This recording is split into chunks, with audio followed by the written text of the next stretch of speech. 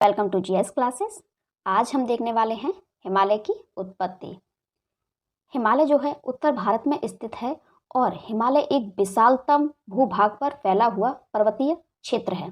इसके बारे में हम सोचकर भी यह मन में कई प्रश्नों को उत्पन्न करता है कि इतना विशाल हिमालय, इसकी उत्पत्ति कैसे हुई होगी। तो हमारे मन में ऐसी चीज़ों को देखकर अनेक प्रश्न उठते हैं। इतना विशाल हिमालय आखिर बना तो बना कैसे। तो इससे संबंधित अनेक भूगोलवेत्ताओं ने अपने अपने विचार दिए हैं। इससे संबंधित हम एक विचार को देखेंगे यहाँ पर, कोवर का भूसन्नति सिद्धांत। वैसे तो अनेक भूगोलवेत्ताओं ने अपने विचार हिमालय की उत्पत्ति के संबंध में दिए हैं, जैसे कि होम्स का संवहन तरंग सिद्धांत है तथा जेफरीज का तापीय संकुचन सिद्धांत है, जॉली का रेडियो एक्टिव सिद्धांत है और वर्तमान में जो अभी प्रसिद्ध है वो है आधुनिक प्लेट विवर्तनिक सिद्धांत, जो कि हैरी हेस के द्वारा दिया गया है। तो आज हम मुख्य रूप से देखेंगे कोवर का भूसन्नति सिद्धांत। तो कोवर ने जो हिमालय की उत्पत्ति बताई है वो भूसन्नति सिद्धांत से बताई है। अब भूसन्नति क्या होता है इसको हम देखेंगे। सबसे पहले हम देखेंगे कि हिमालय जो है एक पर्वत है और पर्वत कितने प्रकार के होते हैं तथा पर्वतों का जो निर्माण होता है वो किस प्रकार से होता है। हिमालय पर्वत एक बलित पर्वत है और पर्वत मुख्यतः दो प्रकार के होते हैं, एक बलित पर्वत और दूसरा भ्रंशोत्थ पर्वत। अच्छा, बलित पर्वत क्या होते हैं?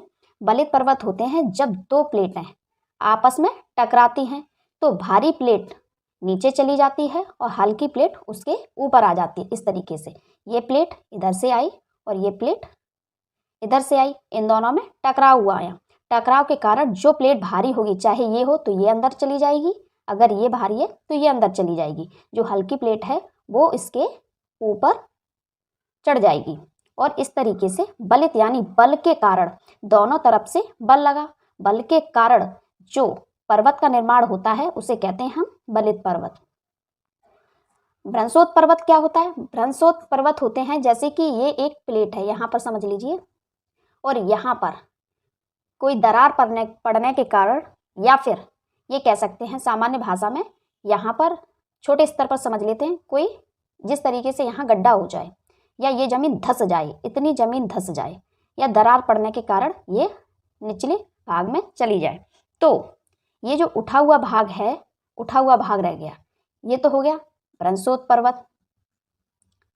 और जो ये भ्रंश यानी कि निचला क्षेत्र, यह भ्रंश घाटी का निर्माण करेगा, भ्रंश घाटी। तो जो ऊपर वाला भाग होगा उसे हम बोलेंगे भ्रंशोत्थ पर्वत। यानी ये था एक ही प्लेट, लेकिन इसमें दरार पड़ने के कारण या कोई भी घटना होने के कारण ये धंस गया, तो यहाँ पर धंसे हुए भाग में ये बन जाएगी भ्रंश घाटी और इसकी अपेक्षा ये दोनों स्थान ऊंचे हो जाएंगे, ये क्या हो जाएंगे? भ्रंशोत्थ पर्वत।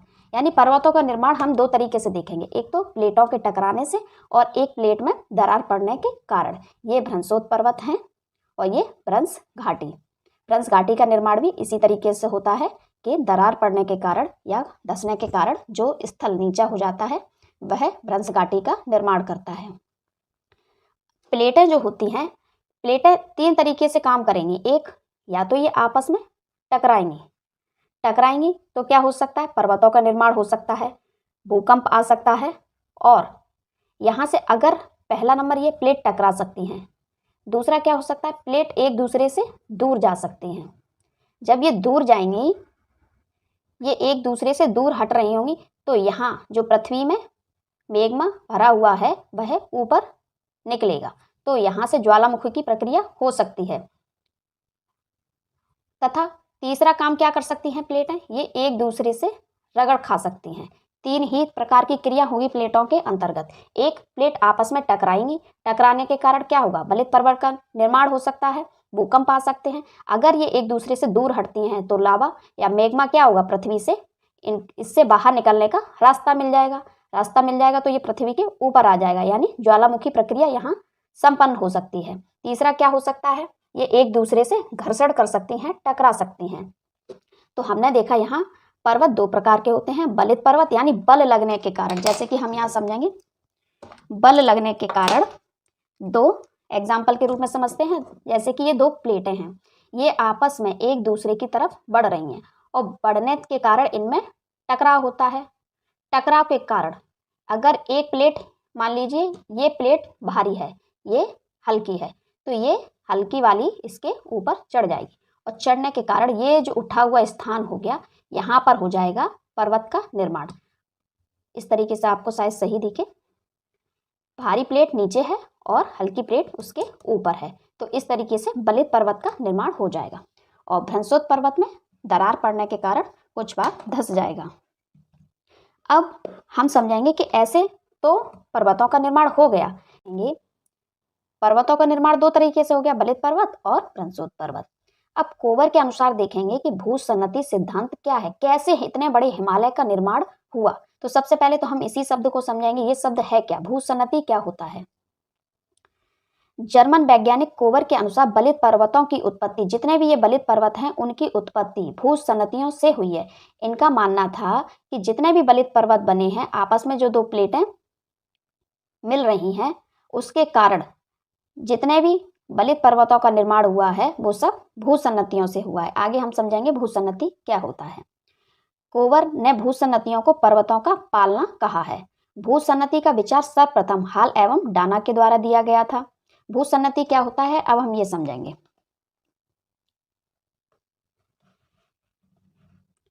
भूसन्नति एक छिछला, सकरा और लंबाई में विस्तृत जलीय सागर क्षेत्र है, जिसमें आसपास की भूमि से अपसात आकर जमा रहते हैं। जिस तरीके से यहाँ समझेंगे हम, एक स्थल भाग ये है, ये स्थल खंड है और ये भी स्थल खंड है। किसी भी, ये सागरीय भाग है, सागर है, तो सागर दो तरफ से नहीं गिरा होगा, चारों तरफ से गिरा होगा। यहाँ 3D इमेज नहीं बना सकते, ये चारों तरफ से स्थलीय भाग से घिरा हुआ है। तो अब इस स्थलीय खंड से तथा इस स्थलीय खंड से क्या होगा, जो नदियाँ यहाँ आकर मिल रही होंगी वो अपने साथ अपसात को ला रही होंगी स्थलीय भाग से।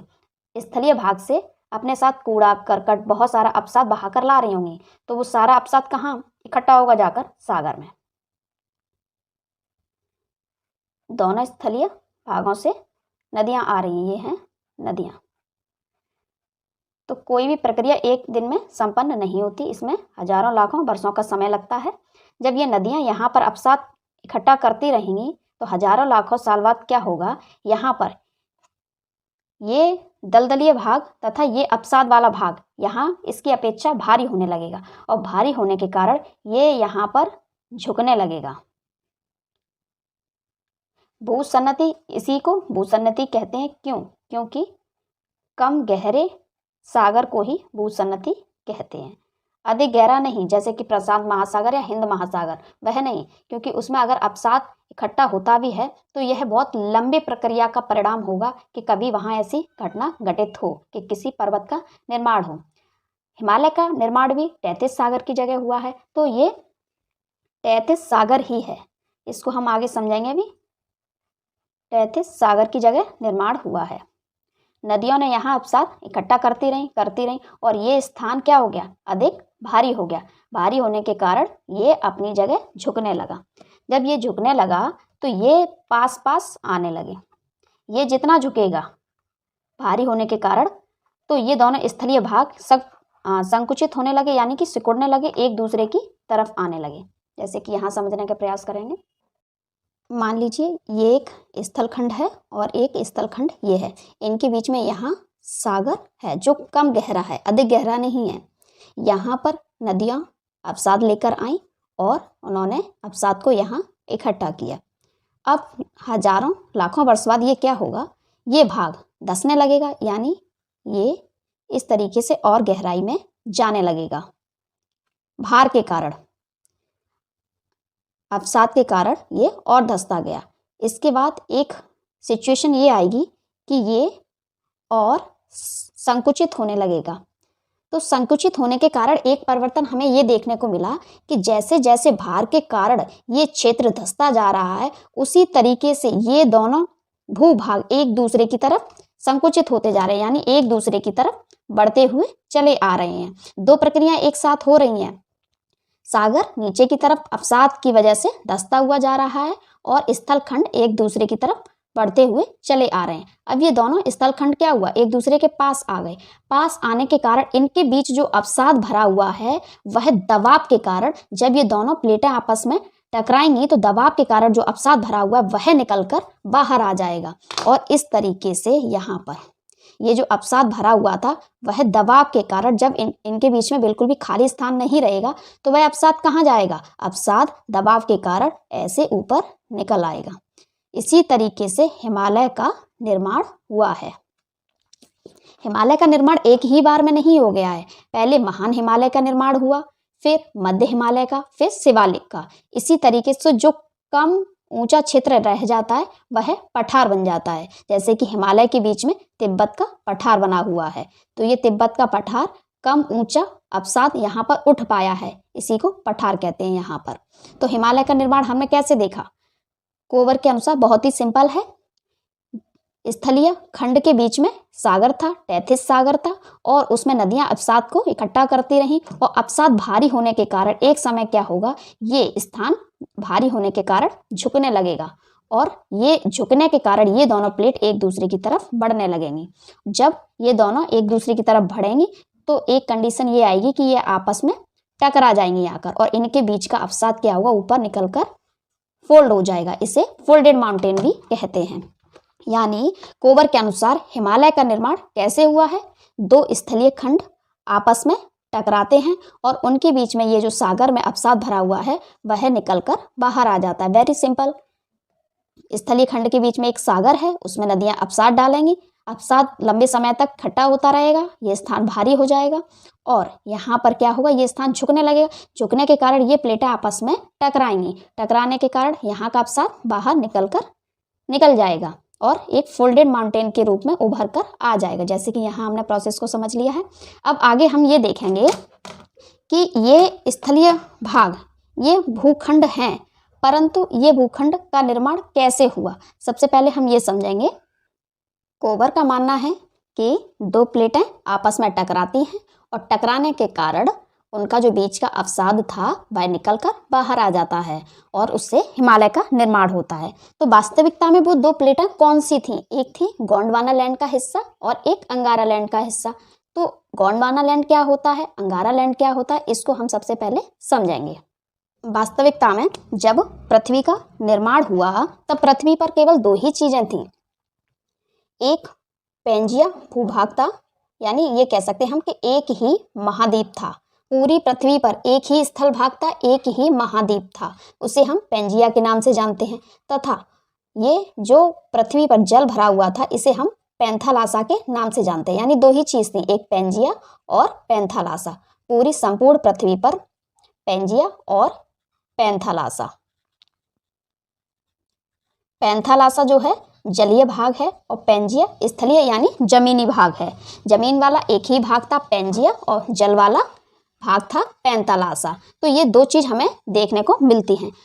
अब क्या हुआ, लंबे समय के बाद इनमें परिवर्तन हुआ। उसके बाद लंबे समय के बाद क्या हुआ कि इनमें परिवर्तन आना शुरू हुआ। परिवर्तन प्रकृति का नियम है। प्रत्येक ये कह सकते हैं हम कुछ समय बाद हमेशा हमें कुछ न कुछ परिवर्तन प्रकृति में देखने को मिलता है। प्रकृति कभी भी स्थायी रूप से स्थिर नहीं है कि वह हमेशा के लिए स्थिर हो। एक जो परिवर्तन हो गया वह हमेशा के लिए फिक्स हो जाए कि हमें वही परिवर्तन दिखेगा, दूसरा परिवर्तन हमें नहीं दिखेगा। तो इसी तरीके से यहाँ एक परिवर्तन देखने को मिला कि पेंजिया का विखंडन हुआ, यानी कि टूट गया, दो भागों में ये टूट गया, ये बीच से टूट गया, एक हो गया उत्तरी और एक हो गया दक्षिणी। पेंजिया दो भागों में टूट गया, इसको कहते हैं हम अंगारा लैंड। जो पेंजिया दो भागों में टूटा है, ऊपर वाले को अंगारा लैंड के नाम से जाना जाता है और नीचे वाले को गोंडवाना लैंड के नाम से।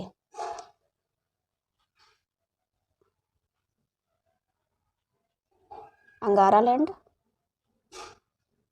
तथा ये हो गया गोंडवाना लैंड। अच्छा, अगर हमें याद नहीं रहे तो हम कैसे याद रखेंगे, इस तरीके से याद रख सकते हैं कि पेंजिया दो भागों में टूटा, उत्तरी पेंजिया तथा दक्षिणी पेंजिया। अब आग जो होती है हमेशा ऊपर की तरफ उठती है, अंगारा, अंगारा से आप सेंस लगा सकते हो आग से। आग में क्या होते हैं? अंगारे होते हैं। तो आग जो होती है हमेशा ऊपर की तरफ उठती है। इसमें क्या होता है, बच्चे कंफ्यूज हो जाते हैं कौन सा अंगारा लैंड है, कौन सा गोंडवाना लैंड है।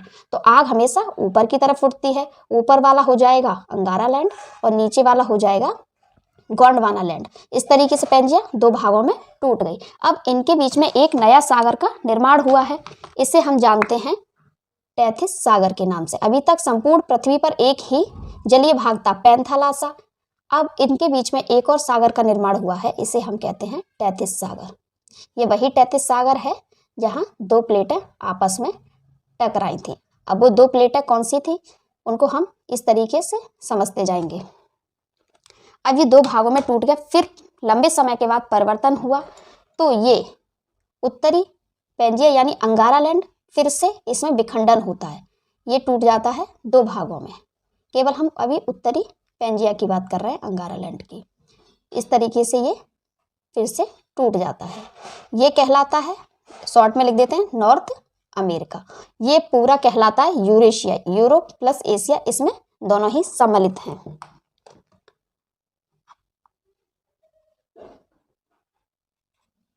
Europe plus Asia. इस तरीके से आप ये भी समझ सकते हो प्लेटों का निर्माण हो रहा है और इसी तरीके से महाद्वीपों का निर्माण हो रहा है। गोंडवाना लैंड ये भी कई भागों में टूट गया। यहाँ पर ये टूटा साउथ अमेरिका, साउथ अमेरिका। उसके बाद यहाँ पर ये टूटेगा अफ्रीका।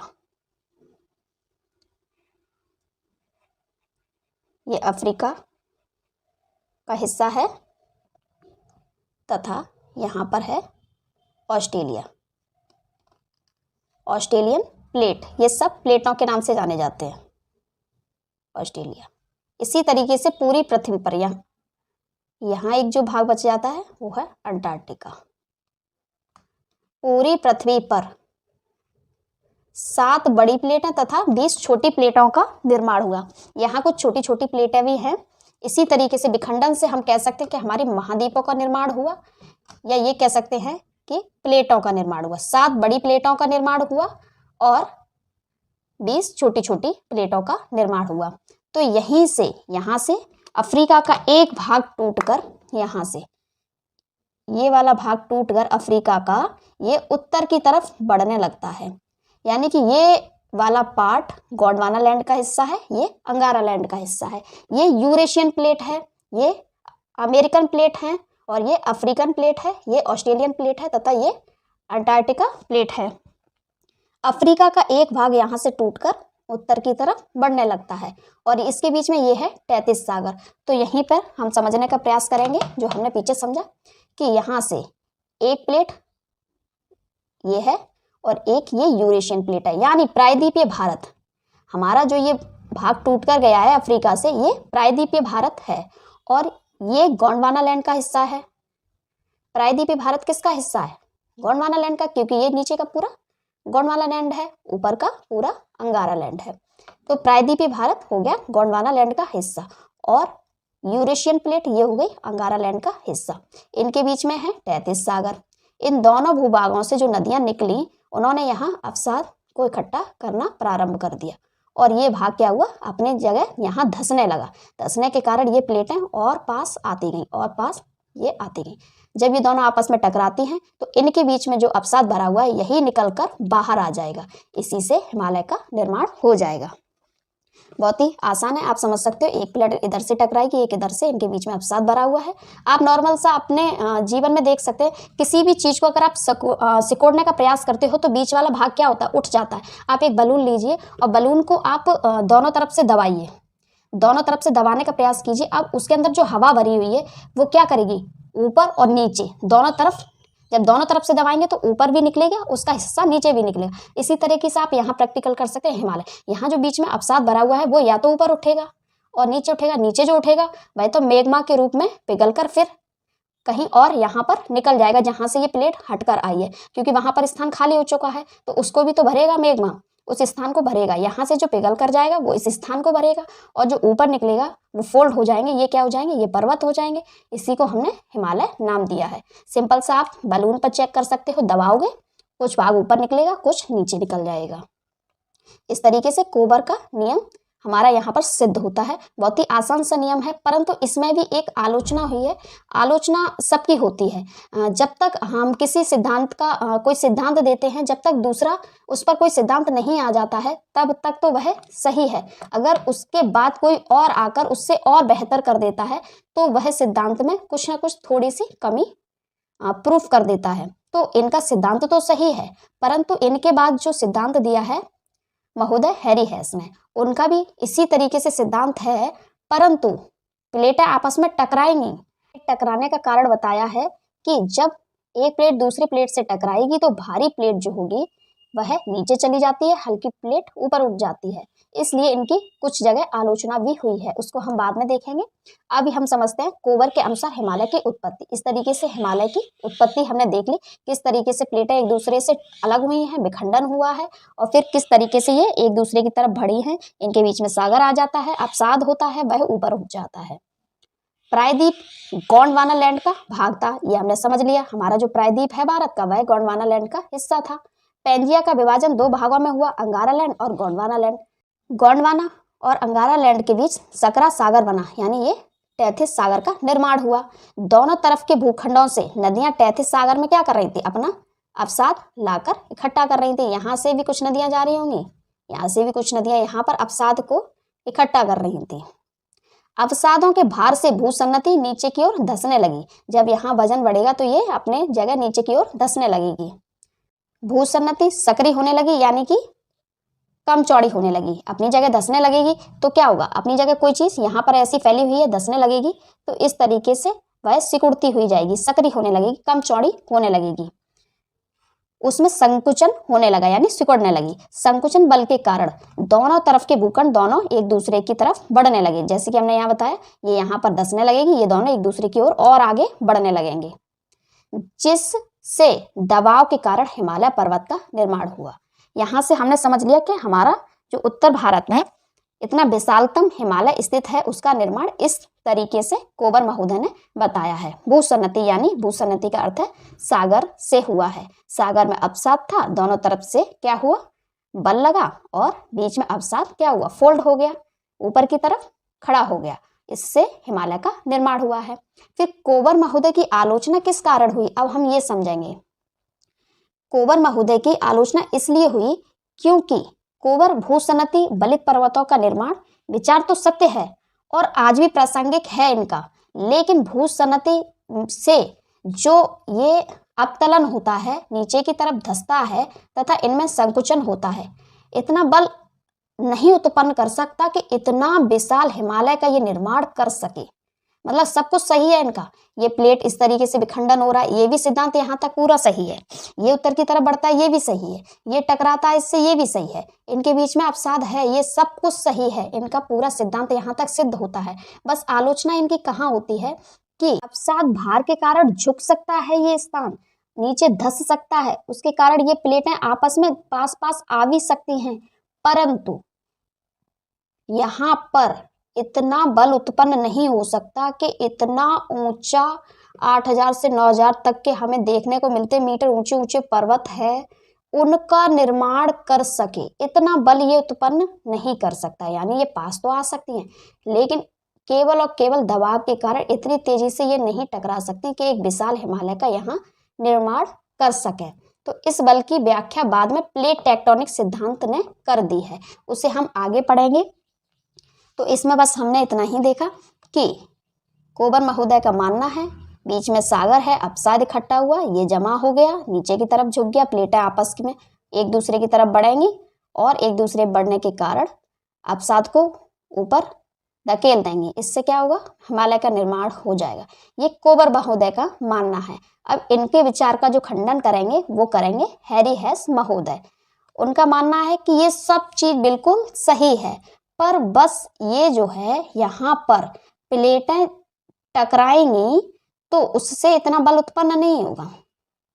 प्लेटें टकराने से ये एक दूसरे के ऊपर चढ़ जाएंगी, इससे हिमालय का निर्माण होगा। आज भी हम वर्तमान में देखते हैं कि जो हमारा माउंट एवरेस्ट है उसकी पहले 8848 मीटर ऊंचा था, अब 8850 मीटर हमें देखने को मिलता है। यानी ये 2 मीटर कैसे बढ़ा? इसी के कारण कि आज भी यह प्रक्रिया चालू है। ये प्लेट अंदर की तरफ बढ़ रही है और ये प्लेट इसके ऊपर अभी तक ऊपर चढ़ती हुई जा रही है, इसलिए हमें ये परिवर्तन आज भी देखने को मिलते हैं।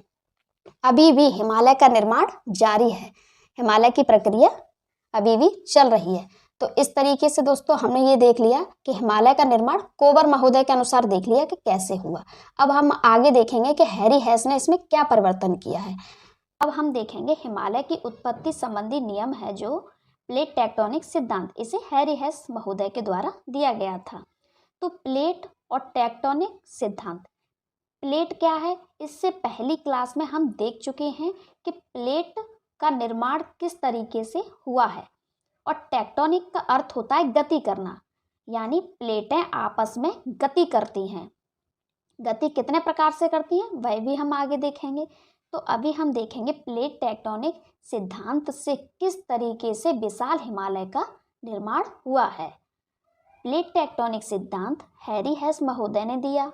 इस सिद्धांत में संपूर्ण धरातल को 7 बड़ी प्लेटों में बांटा गया है, जिसमें से हैं प्रशांत महासागरीय प्लेट, यूरेशिया प्लेट, उत्तरी अमेरिकी प्लेट, अफ्रीकी प्लेट तथा दक्षिण अमेरिकी प्लेट, भारतीय प्लेट, अंटार्कटिका प्लेट तथा 20 छोटी प्लेटों में बांटा गया है।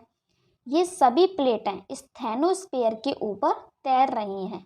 इनमें 3 प्रकार की गति होती है, अभिसारी गति, अपसारी गति और संरक्षी गति।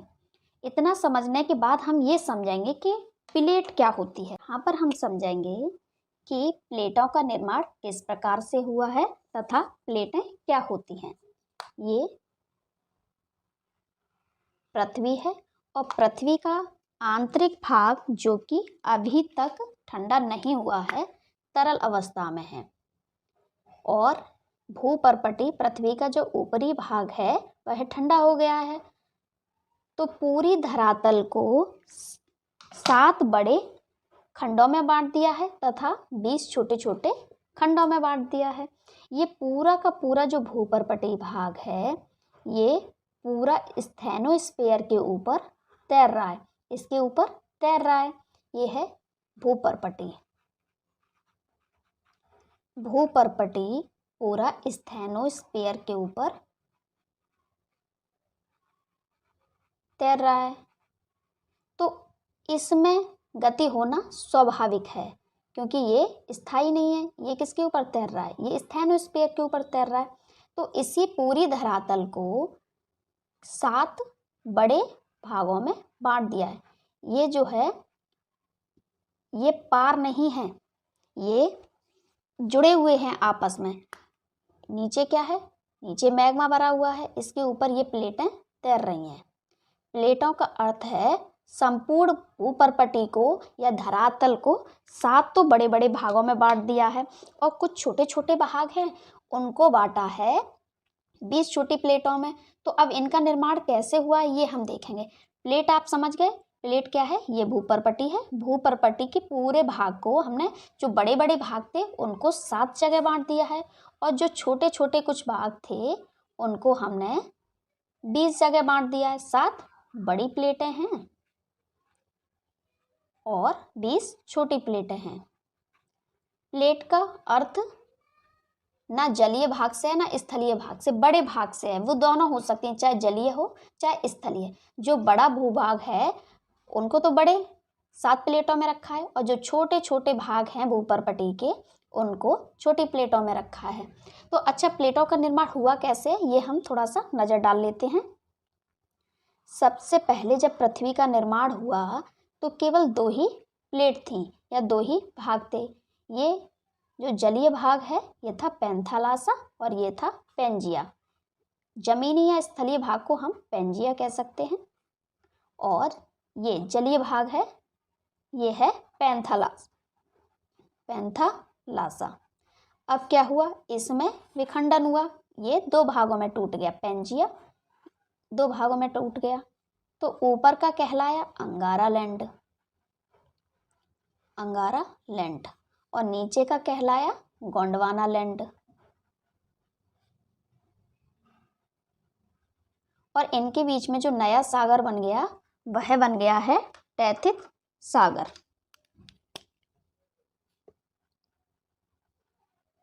टेथिस सागर के स्थान पर ही हिमालय का निर्माण हुआ है।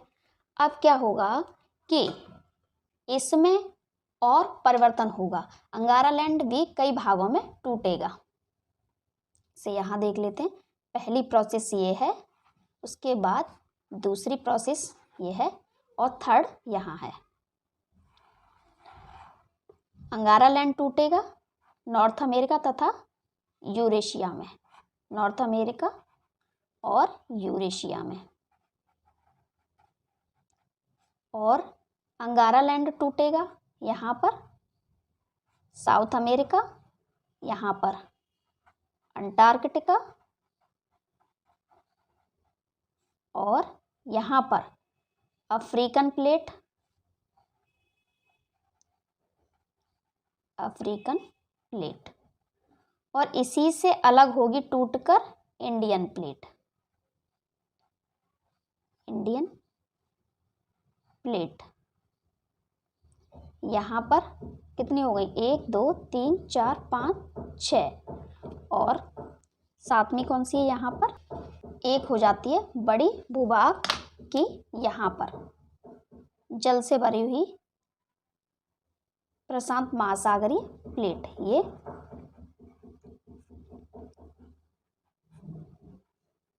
जलीय प्लेट है, क्योंकि संपूर्ण भूपर्पटी को जो बड़े बड़े वाले भाग हैं हम कह सकते हैं उनको हमने बड़ी प्लेट कहा है, और जो छोटे छोटे वाले भाग हैं उनको हमने छोटी प्लेट कहा है। तो संपूर्ण पृथ्वी पर 7 बड़ी प्लेटें हैं, north American plate, Eurasian plate, African plate, Indian plate, Antarctic plate और साउथ अमेरिकन प्लेट, और जलीय प्लेट है एक प्रशांत महासागरीय प्लेट। इंडियन प्लेट जो है अब क्या होगा, यूरेशियन प्लेट से टकराती है, तो हम ये सोचेंगे इंडियन प्लेट तो बहुत छोटी है, यूरेशियन प्लेट से टकराएगी तो ये अंदर की तरफ क्यों जाती है, क्योंकि अंदर की तरफ तो केवल भारी प्लेट जाती है, ये तो बहुत छोटी है, ये भारी कैसे हो सकती है।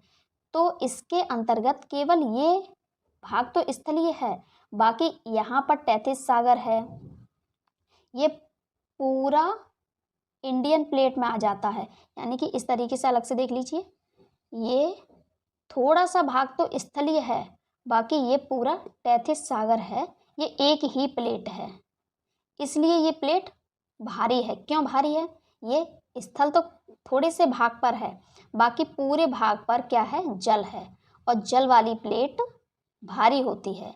जो सागरीय प्लेट होती है वह स्थलीय भाग से अधिक भारी होती है। तो यहाँ पर हमने समझ लिया कि प्लेट क्या होती है, भूपर्पटी को ही हमने 7 बड़ी भागों में बांट दिया है और 20 छोटे भागों में बांट दिया है, जो कि एक स्टेनोस्फीयर के ऊपर तैर रही हैं, और तैर रही हैं तो इनमें आपस में गति होती रहती है। और देख लिए प्लेटों का विखंडन कैसे हुआ है, निर्माण कैसे हुआ है। अब हम आगे देखेंगे कि हैरी हेस महोदय ने हिमालय का निर्माण प्लेटों से कैसे बताया है। अब हमने देखा कि जो प्लेटें हैं उनका निर्माण हो चुका है, वह स्टेनोस्फीयर के ऊपर तैर रही हैं, तो उनमें 3 प्रकार की गति होगी, एक होगी अभिसारी गति तथा एक होगी अपसारी गति तथा संरक्षित गति। तो अभिसारी गति क्या होती है, इसमें 2 प्लेटें आपस में टकराती हैं,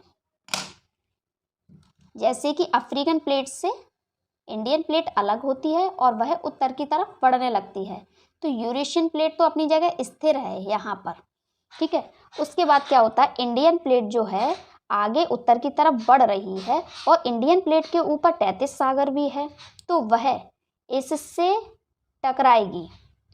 अभिसारी प्लेट को ही विनाशकारी प्लेट भी कहते हैं, क्योंकि टकराने से यहाँ विनाश होता है। अब क्या होगा कि ये इससे टकराएगी, तो ये इंडियन प्लेट है, ये यूरेशियन प्लेट है, इस पर टेथिस सागर भी है, तो ये भारी है। अब भारी होने के कारण ये नीचे की ओर चली जाएगी, और जो हल्की प्लेट है वह इसके ऊपर की तरफ चढ़ जाएगी।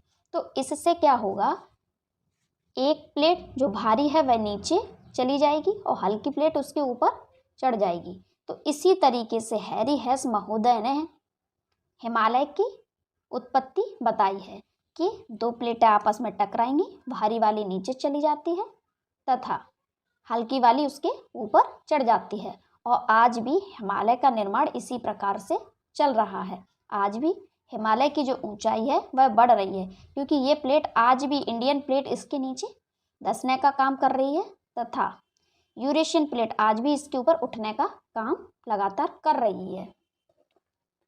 अब हम देखेंगे अपसारी प्लेट। अपसारी प्लेट में दो प्लेटें दूर दूर जाती हैं, अलग होती हैं तथा संरक्षी में क्या होता है, दो प्लेटें आपस में घर्षण करती हैं, टकराती हैं इस तरीके से। अभिसारी में इस तरीके से टकराती हैं, भारी नीचे चली जाएगी, हल्की ऊपर। अपसारी में दो प्लेटें दूर दूर जाती हैं, अलग जाती हैं, और संरक्षी में दो प्लेटें घर्षण करती हैं। अब हिमालय की उत्पत्ति इन तीनों में से किस में से मानी जाएगी? वो मानी जाएगी अभिसारी गति के कारण, क्योंकि अभिसारी में ही क्या होता है, अभिसारी गति में दो प्लेटें एक दूसरे की तरफ बढ़ती हैं, आपस में टकराती हैं तथा भारी प्लेट नीचे घुस जाती है और हल्की प्लेट उसके ऊपर चढ़ जाती है। बस इतना सा ही था, वेरी सिंपल है। अब हम देखेंगे इमेज के अकॉर्डिंग, चित्र बनाकर देखेंगे। ये हमारी इंडियन प्लेट है,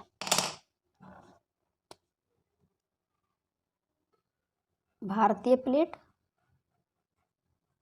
जो कि अफ्रीका से अलग होकर आई है, तथा ये हो गई यूरेशियन प्लेट, इससे आकर टकराएगी, यूरेशियन प्लेट। भारतीय प्लेट पर इतना भाग तो स्थल है थोड़ा सा, और बाकी पर तैतीस सागर है। तो यह प्लेट इधर बढ़ रही है। जब ये प्लेट इधर बढ़ती जाएगी, ये प्लेट भारी है तो ये नीचे की तरफ मुड़ना चालू हो जाएगी या नीचे की तरफ धंसना स्टार्ट हो जाएगी। उसके बाद क्या होगा कि ये प्लेट इसकी तरफ आगे की तरफ बढ़ती जाएगी और यहाँ पर यूरेशियन प्लेट से एक दिन ऐसा आएगा कि स्थलीय और स्थलीय भाग दोनों आपस में टकराएंगे। ये भी स्थलीय भाग है और ये पूरा 33 सागर वाला जो प्लेट है यह नीचे धंसता चला जाएगा, और जब नीचे चला जाएगा तो मैग्मा में परिवर्तित होकर ये यहाँ से पिघलकर और उस स्थान पर निकलेगा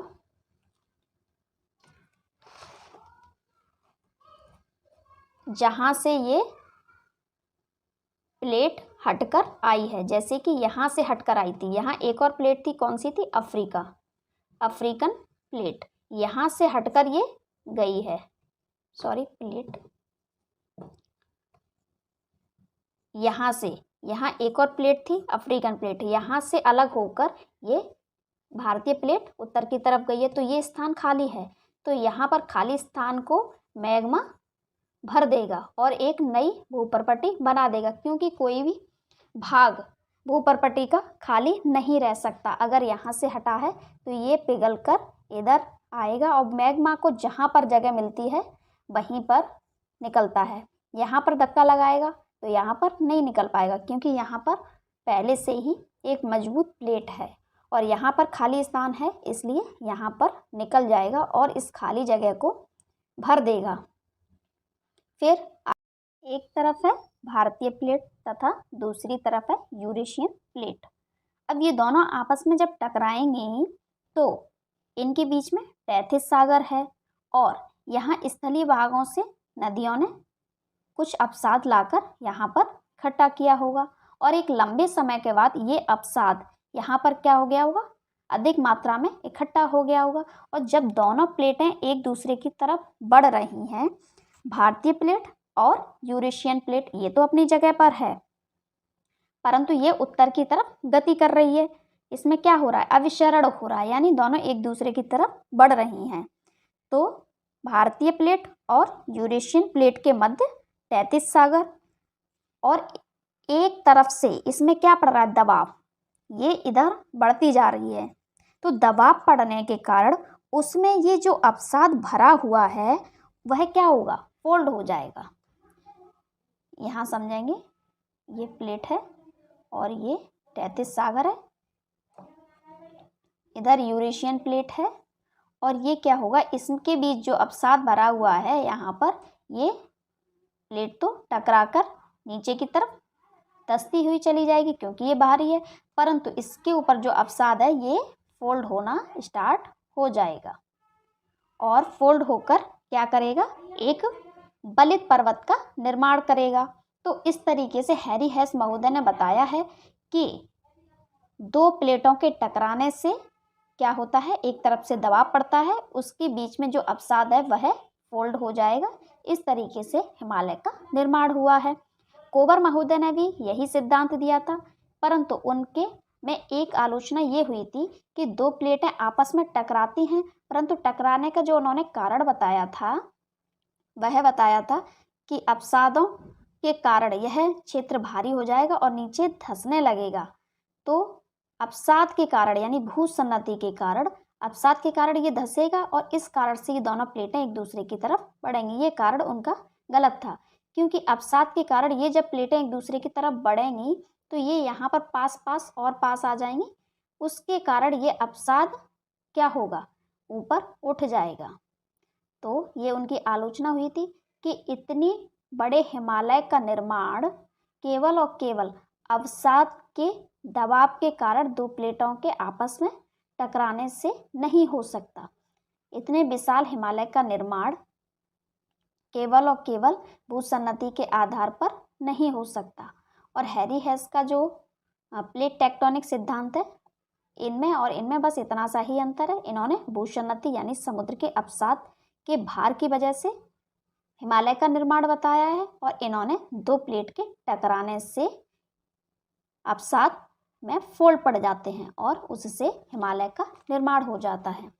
तो प्लेट टेक्टोनिक सिद्धांत जो है हैरी हेस का अधिक मान्य है, क्योंकि दो प्लेटें आपस में टकरा रही हैं और ये आज भी गति कर रही हैं और इससे क्या हो रहा है, हिमालय का निर्माण हो रहा है। तो सबसे पहले जो निर्माण हुआ वह हुआ महान हिमालय का, क्योंकि एक ही बार में हिमालय का निर्माण नहीं हो गया है।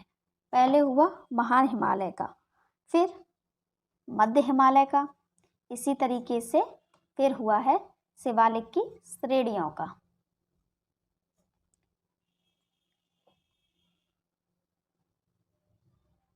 अब हम दोनों में एक कंपैरिजन करके देखेंगे कि कोबर महोदय का जो सिद्धांत था वह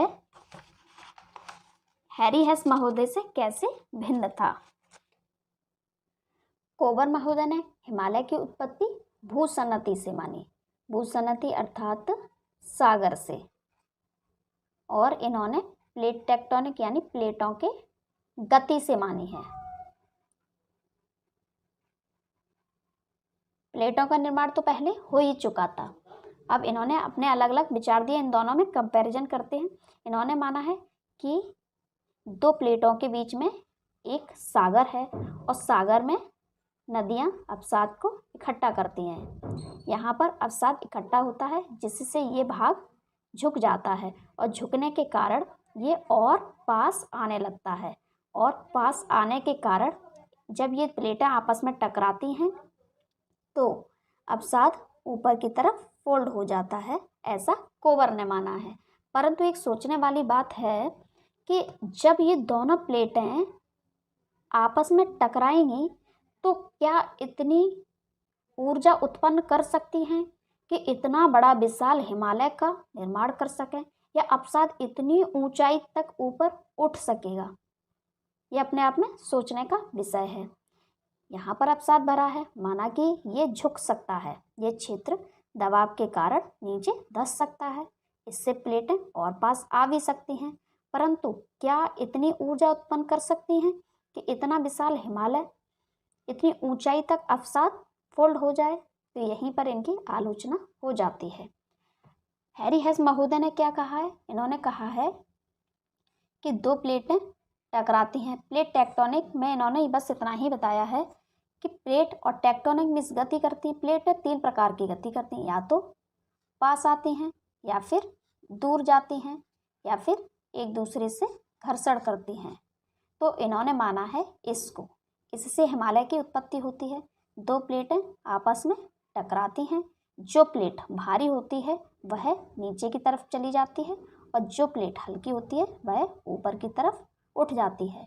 तो इससे क्या होगा, इससे हिमालय की उत्पत्ति इन्होंने मानी है। तो आज भी हैरी हेस महोदय के सिद्धांत को प्रासंगिक रूप से माना जाता है कि हिमालय की उत्पत्ति प्लेट टेक्टोनिक सिद्धांत से हुई है, दो प्लेटों के टकराने से हुई है।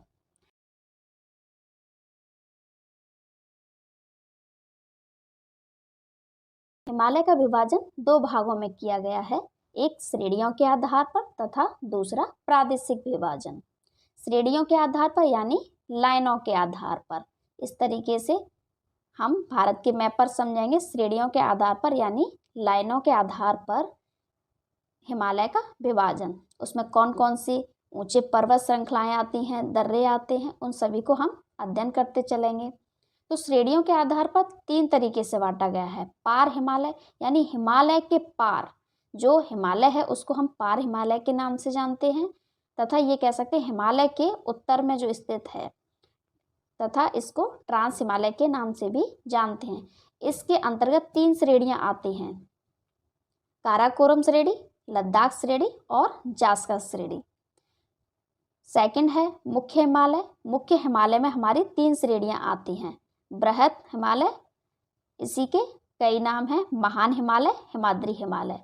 बृहत भी कह सकते हैं क्योंकि ये बहुत बड़ा है। महान हिमालय क्योंकि इसमें सबसे ऊंची ऊंची महान ऊंची ऊंची चोटियां देखने को मिलती है। सबसे अधिक ऊंची चोटियां इसी हिमालय की श्रेणी में देखने को मिलती हैं। हिमाद्री यानी हिम यानी बर्फ, बर्फ से वर्ष पर्यंत ढका रहता है, इसलिए इसे हिमाद्री हिमालय भी कहते हैं। इसी के दक्षिण में स्थित है मध्य हिमालय। मध्य हिमालय जो है अलग अलग स्थानों पर बटा हुआ है, यानी बीच बीच में टूटा हुआ है। अलग अलग प्रदेशों में इसे अलग अलग नाम से जाना जाता है। शिवालिक की श्रेणियाँ मध्य हिमालय के दक्षिण में स्थित हैं और इसकी चौड़ाई सबसे अधिक है क्योंकि ये अधिक क्षेत्र में फैला हुआ है। हिमालय और मैदानी क्षेत्र से लगा हुआ क्षेत्र है। यहाँ से जब उतरते हैं शिवालिक की श्रेणियों से तो सीधे मैदान प्रारंभ हो जाता है। तो ये अधिक क्षेत्र में फैली हुई हैं और जब ये अधिक क्षेत्र में फैली हैं तो इसमें कम ऊंची ऊंची चोटियाँ देखने को मिलती हैं।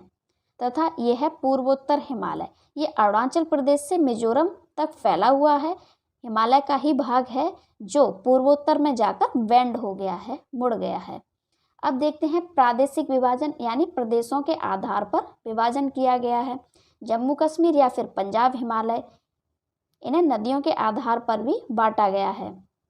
इसे हम भारत के मैप पर समझेंगे आगे। कुमायूं हिमालय, नेपाल हिमालय, असम हिमालय। अब हम इसे भारत के मैप पर समझेंगे। सबसे पहला विभाजन जो था हमारा वह था श्रेणियों के आधार पर। तो हम सबसे पहले यहाँ श्रेणियों के आधार पर समझेंगे। उससे पहले हमें भारत के प्रदेशों की जानकारी होनी चाहिए, स्थिति पता होनी चाहिए। ये हमारा लद्दाख वाला क्षेत्र है, ये जम्मू कश्मीर, ये हिमाचल प्रदेश, ये पंजाब तथा ये हरियाणा और ये उत्तराखंड, उत्तर प्रदेश, बिहार, राजस्थान। केवल इतने ही राज्यों को देखेंगे। इनका इसमें हिमालय क्षेत्र में कोई रोल नहीं है। जिनका संबंध हिमालय के क्षेत्र से है उन्हीं राज्यों को हम देखेंगे। तो सबसे पहले ये क्षेत्र है लद्दाख वाला क्षेत्र और हिमालय। मुख्य हिमालय यहाँ से स्टार्ट होता है, इससे पार तथा ये कह सकते हैं इसके उत्तर में जो स्थित है, तो ये स्थित है ट्रांस हिमालय। ट्रांस हिमालय या फिर इसी को हम पार हिमालय भी कहते हैं। ट्रांस हिमालय में मुख्यतः हमें तीन श्रेणियां देखने को मिलती हैं। यहाँ है काराकोरम श्रेणी, ये है लद्दाख श्रेणी तथा ये है जास्कर श्रेणी। ट्रांस हिमालय में तीन ही श्रेणियां हैं, काराकोरम, लद्दाख और जास्कर श्रेणी। अब हम देखेंगे इन तीनों श्रेणियों पर सबसे ऊंचे पर्वत कौन से हैं। तो काराकोरम श्रेणी पर है हमारा K2 गार्डविन, यहाँ पर है K2 गार्डविन। इसकी है ऊंचाई 8,611 मीटर ऊंचा है ये। अगर हम बात करते हैं कि भारत का सबसे ऊंचा पर्वत कौन सा है, तो वह है K2 गार्डवेन, 8,611 मीटर ऊंचा है। तथा लद्दाख श्रेणी का सबसे ऊंचा पर्वत कौन सा है, तो लद्दाख श्रेणी का सबसे ऊंचा पर्वत है राकापोसी।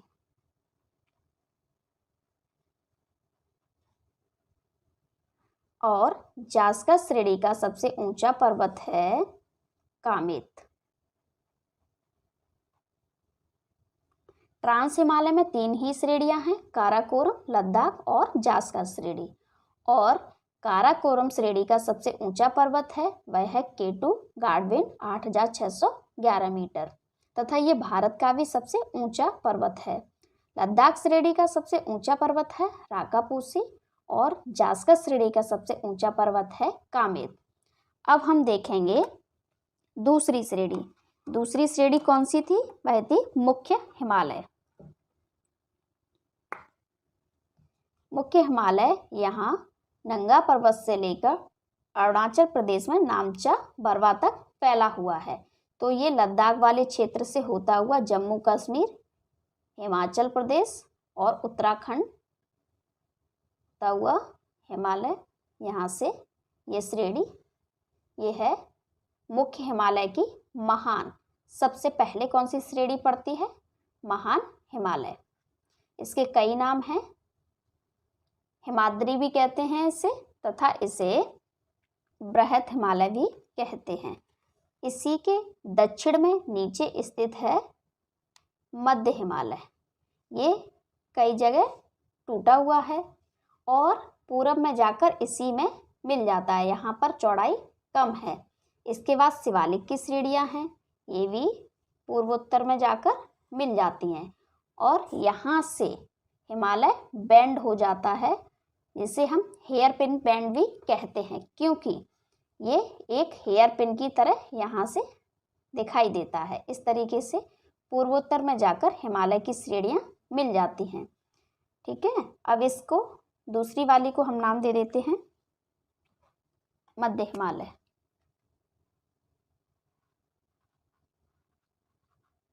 मध्य हिमालय तथा इसी के दक्षिण में स्थित है शिवालिक। इन सभी श्रेणियों को हम एक एक करके विस्तार पूर्वक अध्ययन करेंगे।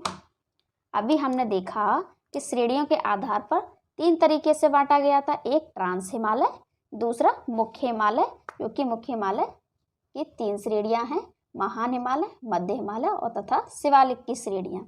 और तीसरी श्रेणी थी वह थी पूर्वोत्तर की पहाड़ियाँ। तो ये सब पूर्वोत्तर की पहाड़ियाँ हो जाएंगी। पूर्वोत्तर हिमालय भी कह सकते हैं इसको, तथा पूर्वोत्तर की पहाड़ियाँ भी कह सकते हैं।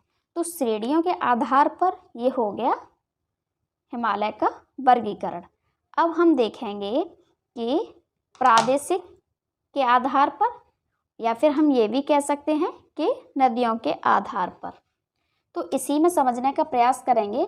यहाँ से एक श्रेणी है, यहाँ पर कैलाश रेंज, कैलाश श्रेणी, ये भी ट्रांस हिमालय का ही भाग है, जो कि तिब्बत वाले क्षेत्र में पड़ता है। ये लद्दाख श्रेणी का ही भाग है। यहाँ एक ग्लेशियर है चेमायुंगडुंग ग्लेशियर, यहाँ से निकलती है सिंधु और लद्दाख और जास्कर के बीच से होती हुई यहाँ से निकलती है। तो यहाँ पर एक गार्ज है बुंजी गार्ज, और यहाँ पर एक ग्लेशियर है यहीं पर राकिस्ताल मानसरोवर के पास, यहाँ से निकलती सतलज। तो अब हम देखेंगे कि यहाँ से सिंध से लेकर और सतलज तक ये पूरा क्षेत्र, ये क्षेत्र हो जाता है पूरा हमारा पंजाब हिमालय।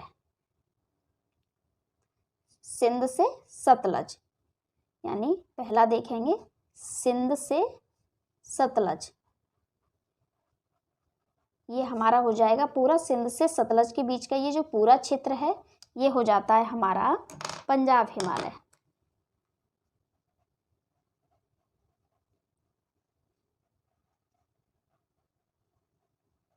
उसके बाद देखेंगे यहाँ से ये सतलज है और नेपाल के बॉर्डर से स्टार्ट होगी यहाँ से काली, तो अब हो जाएगा सतलज से काली तक का पूरा क्षेत्र हो जाता है हमारा कुमायूं हिमालय। सतलज से काली, शारदा को ही काली नदी कहते हैं नेपाल में। तो सतलज, यहाँ से सतलज से लेकर काली तक पूरा ये क्षेत्र हो जाएगा कुमायूं हिमालय। इसके बाद देखेंगे यहाँ से नेपाल जब शुरू होता है तो यहाँ से निकलती है काली और ये क्षेत्र है सिक्किम का, यहाँ से निकलती है तीस्ता।